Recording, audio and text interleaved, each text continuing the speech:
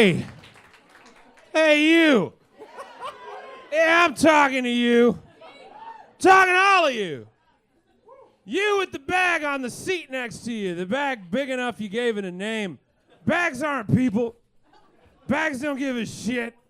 That's a seat for a conscious being you're taking away. I'm talking to you.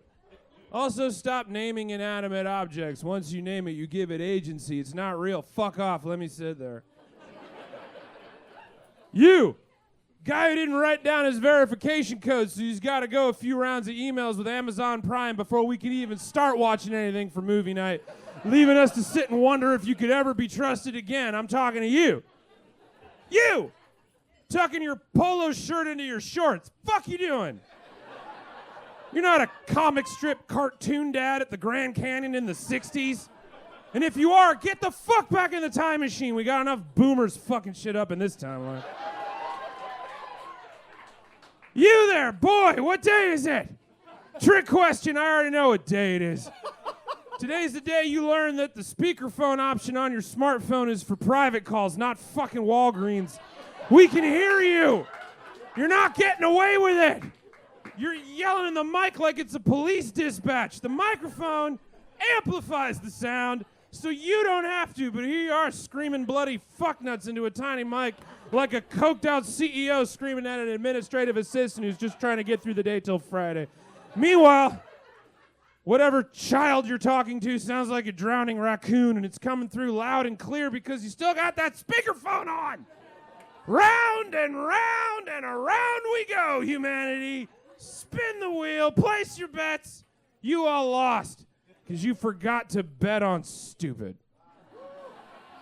Stupid, foolish, thick, morons, dipshits. There's no way to escape it.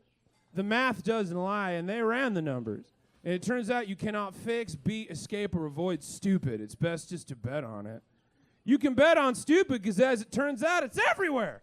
It's behind you. It's in the room with us right now, and if you're looking around for it and don't see it, surprise, chump, it's you. Now I hear you. Why is the bird mad at me? Because I gotta live here too. And I'm just trying to cross the road. You got cars, trains, planes, scooters, hogs, and various other intelligent means of travel on paper, but you get to a four-way stop and you shit the evolutionary bed, making ducks shake their heads because they can get it together. Fucking chickens can cross the road, man. What's your excuse? It's okay. We're going to get through it. Because we got math. Because smart people did the reading and not just posted a half-spelled post by your Uncle Patriot on Facebook. The late, great Professor Carlo M. Cipolla, back in 1976, crunched the numbers harder than 3D Doritos and just as dangerous. He was an Italian economic historian. The fuck is that? I don't know. I must have caught stupid from someone over the weekend. I'm just riding it out.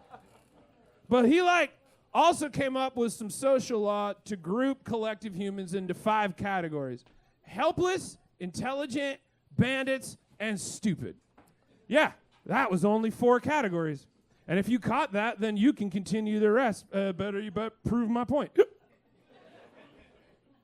Cipolla posited that the stupid flavor of human was the most dangerous because it is the hardest to imagine. Like, you get it. When someone steals something, the bandit in Professor Cipolla's People Wheel or whatever it's called, quote, the bandit wants a plus on his account since he is not intelligent enough to devise ways of obtaining the plus as well as providing you with a plus. He will produce his plus by causing a minus to appear on your account. All of this is bad, but it is rational. And if you are rational, you can predict it. But stupid is hard to rationalize because it's fucking stupid. Quote, reasonable people find it difficult to imagine and understand unreasonable behavior. So Cipolla came up with the 5 laws of human stupidity, which was originally a joke he wrote to his buds. But the more they thought about it, they all realized, oh, fuck. Law number 1. Always and inevitably, everyone underestimates the number of stupid individuals in circulation. On Friday, November 1st, in the year of your 2024, in the MPV Gallery in the municipality of Oosterwijk in the Netherlands, 4 super valuable prints from Andy Warhol's 1985 portrait series, Reigning Queens, were boosted during an art heist. Each portrait was a different queen. Queen Elizabeth II of the UK, Queen Marguerite II of Denmark, Queen Beatrix of the Netherlands, and Queen Untombi Twala of Eswatini of formerly of Swaziland. Naturally, one can assume, since these are portraits and they are Andy Warhol's, they're Warhol money. Indeed, they are. Nailed it. One of the Queen Elizabeths sold for $683,000 at Sotheby's, and they got all 4. You got to catch them all.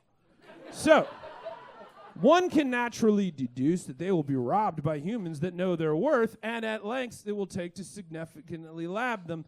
But remember that first law of stupid. Law number 2. The probability that a certain person be stupid is independent of any characteristic of that person. Basically, it doesn't matter where you're from or what you look like, anyone is stupid. The art thieves, having been art thieves, knew that these prints were valuable and on display in a little gallery in the Netherlands where everyone's just hot and unassuming. So, it's perfect height probability. So yeah, these bandits definitely were ready to get a +1 on their account from fleecing these super pricey prints. Predictable and rational if you think about it. Reasonable to believe it. If you know what the fuck a Warhol is worth, you're probably going to go about getting it in the best way you can. But like, remember law number 2. Law number 3. A stupid person is a person who causes losses to another person or to a group of persons while himself deriving no gain and possibly incurring losses. This is Cipolla's golden rule, because basically it is actually safe to assume that stupid makes an ass out of everyone. The bandits on the day arrived at the gallery, set some explosives on the front door, hoping to blow off the lock, get inside, grab the queens, and drive off with them. Simple, rational bandits. But remember law number 3. Law number 4. Non-stupid people always underestimate the damaging power of stupid individuals. The bandits set the charges a little high. And instead of knocking a little hole in the door that they could Catwoman through, they blew up the fucking building. Quote, "The bomb attack was so violent my entire building was destroyed," says the owner, Mark Pete Visser, as well as damaging the buildings across the street. And then, having nabbed all 4 of the queens and made their stealthy escape through the crater they just blew in the side of the neighborhood, they realized there wasn't room enough in the car for all 4 of them. So they ripped 2 of them out of their frames, making them totally worthless now on the market, and dumped the other 2 in the street before making their getaway into the Friday morning mist, which is probably debris from the warhead they detonated trying to get in. Humans, obviously I get being bandits. Nobody has money. Shit's expensive and nobody cares about you or what you need. I'd boost a train or 2 just to get by. I saw Butch Cassidy and Sundance Kid. It looks fun and the quips are quotable. But what I don't get, don't understand and can't fathom, cannot rationalize, is that these bandits had Thomas Crown Affair, The Town, Baby Driver, Widows, Drive, Heat, Ronin, Inside Man, Lock, Stock, Jackie Brown, fucking Heist, fucking Thief, which was filmed in this bar, and 5 Ocean 11's movies to figure this out. And these yuts' master plan was to blow the walls off a whole-ass building like the fucking Beagle Boys from DuckTales before ditching that shit that didn't fit in the van and then driving off like they were trying to help a friend move a couch and just gave up, leaving a fucking canyon in the streets of Oosterwijk.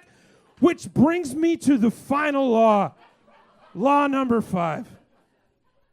A stupid person is the most dangerous type of person. Quote, "The result of the action of a perfect bandit is purely and simply a transfer of wealth and or welfare. Society as a whole is neither better nor worse off. But, quote, stupid people can cause losses to other people with no counterpart of gains on their own account. Thus, society as a whole is impoverished."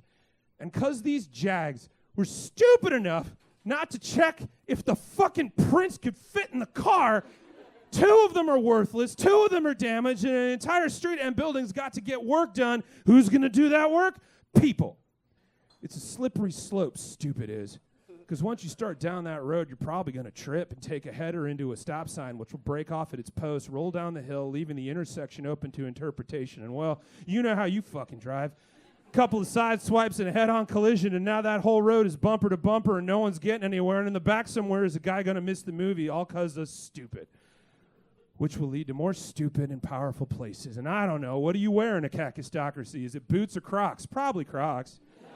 Whatever, you'll find out soon enough. Humans, I may be drunk, but that's on me.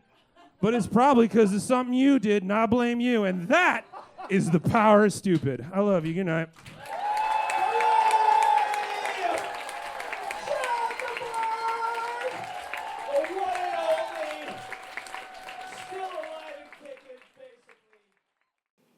Nailed it.